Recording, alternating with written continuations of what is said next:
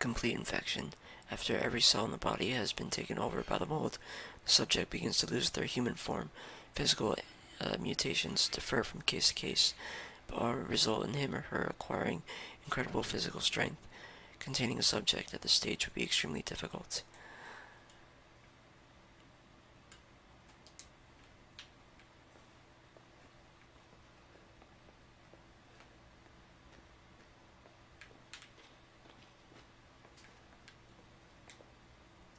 Five minutes after dose, vomiting.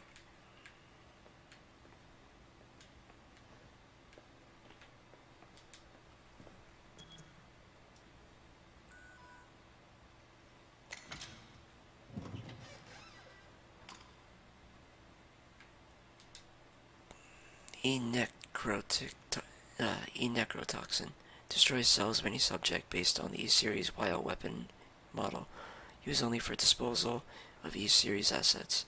The toxin must first be stimulated before use. Do this by placing a sample of an E-Series cell into the necrotoxin container.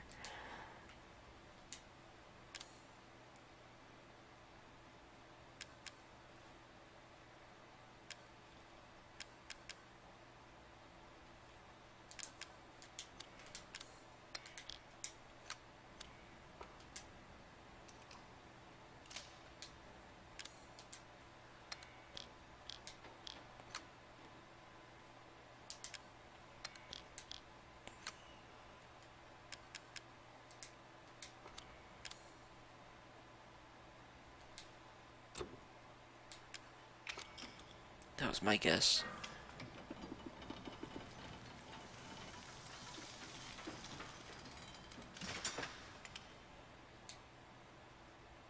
That must be the cure.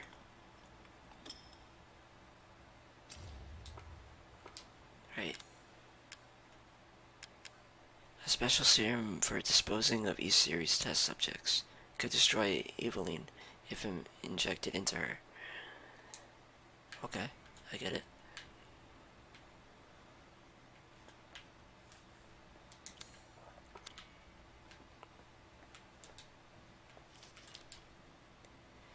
This project was instigated in 2000 as one of several concepts for the company's NextBIS, Next Generation Experimental Battlefield Superiority Initiative, working with technical assistance from HCF to develop a bioweapon for neutralizing combatants en masse with minimal direct contact.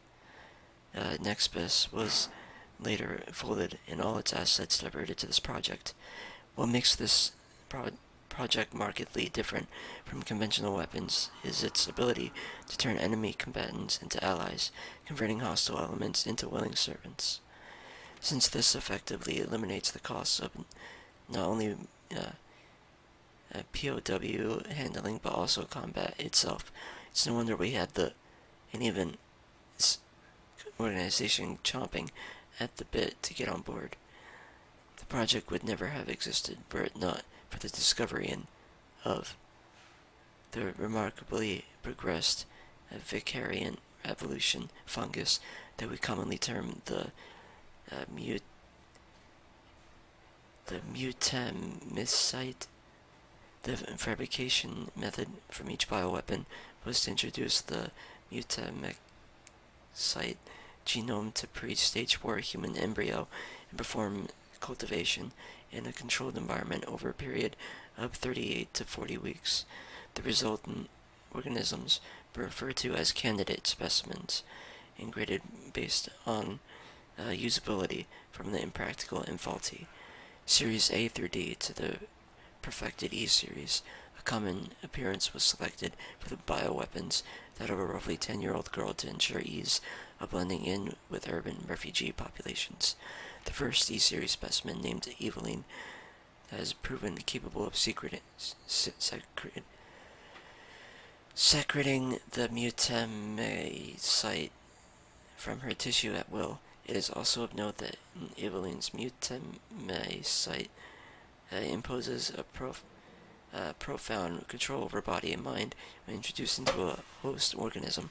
We still have a lot to learn about the mechanism by which Eveline achieves and maintains this control, but The working theory is that the vector is similar to the auto-inducer pheromones used to quorum sensing in Pseudomonas bacteria. Eveline's control is exerted in a series of discrete stages, the first of which is hallucination. Almost immediately after infection, the subject begins to see images of Eveline, though she is not in fact there, and even hear her voice, which is inaudible to anyone else. Auditions with infected subjects throughout the stages of infection reveal that at first the phantom Eveline appears to be a normal young girl, sometimes desiring companionship or assistance. As time progresses, she begins making more and more extreme demands, including self-mutilation and attacks on other people. The psychological shock this induces helps to break down the mind's natural barriers to Eveline's brainwashing effect. By the time mental control is achieved, the mutamycete infection has progressed throughout the body's cells, so the body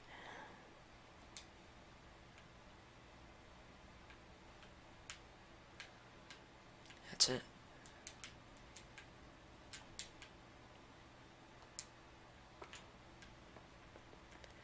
Don't know why they blacked out shit, but oh well.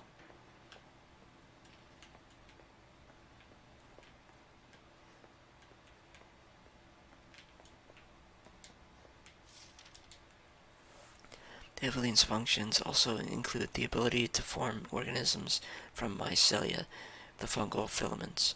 The term organism is used loosely here. Strictly speaking, they are superorganisms formed with countless mycelia.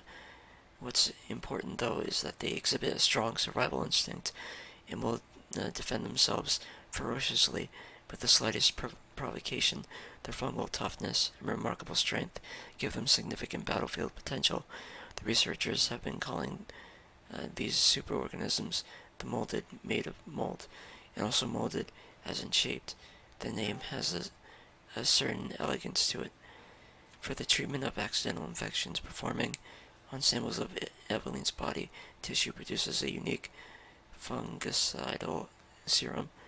Administering the serum to an infected subject will cause the mycelia to calcify, and if the subject's cells are already largely invaded, the serum will be fatal. Since the treatment window is so small, the serum's primary use is therefore disposal of infected subjects rather than a cure.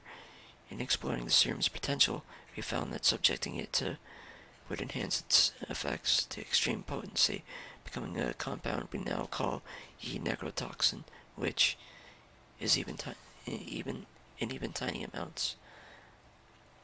What's been interesting to observe in Eveline's behavior is her obsession with the concept of family.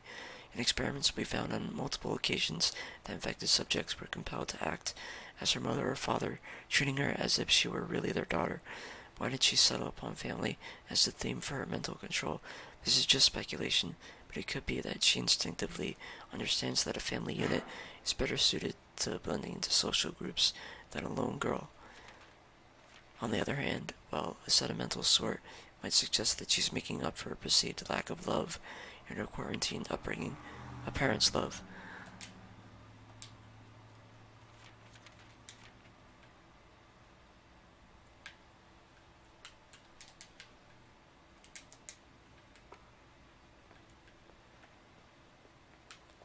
Okay, what does this have to do with anything?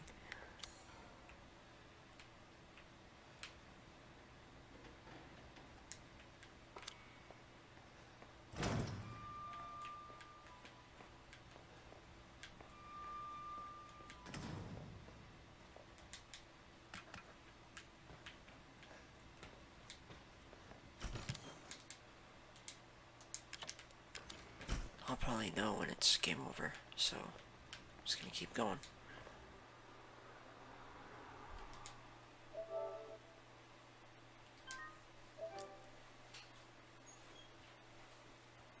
This must be the part of the game where you're at the labs.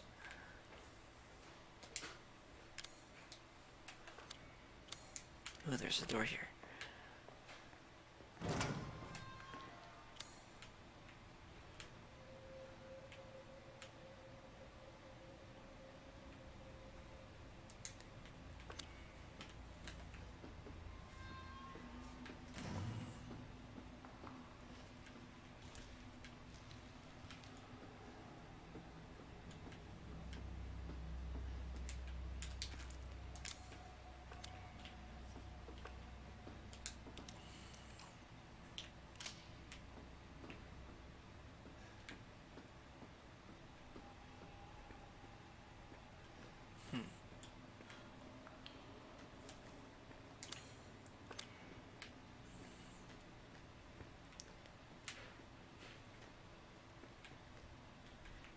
need chem fluid for?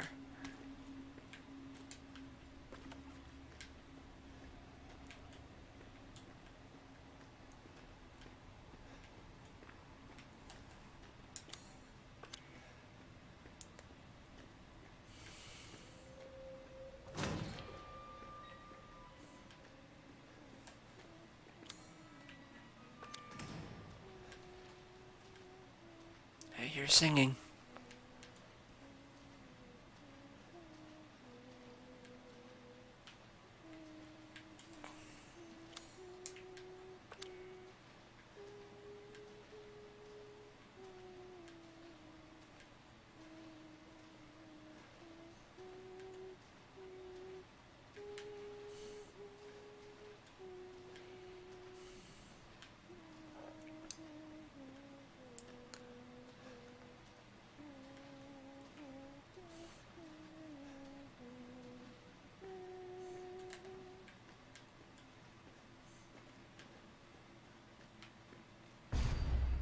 Hi, Eveline. So now I'm infected now.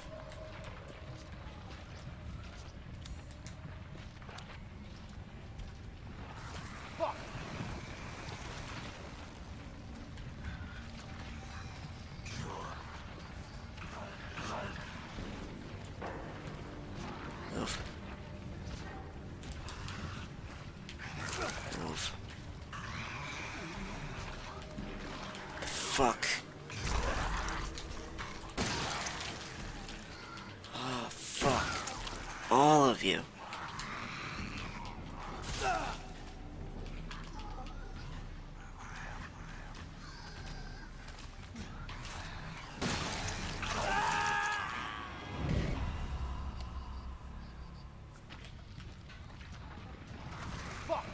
Exactly.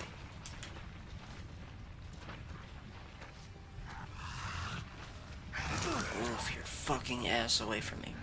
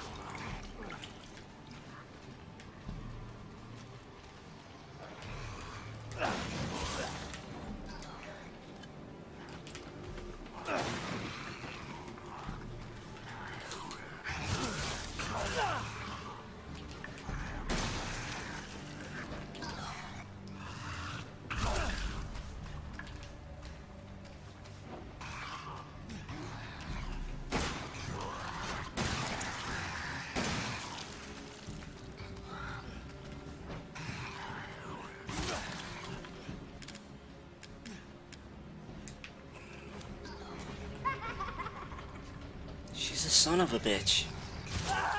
They're all sons of bitches.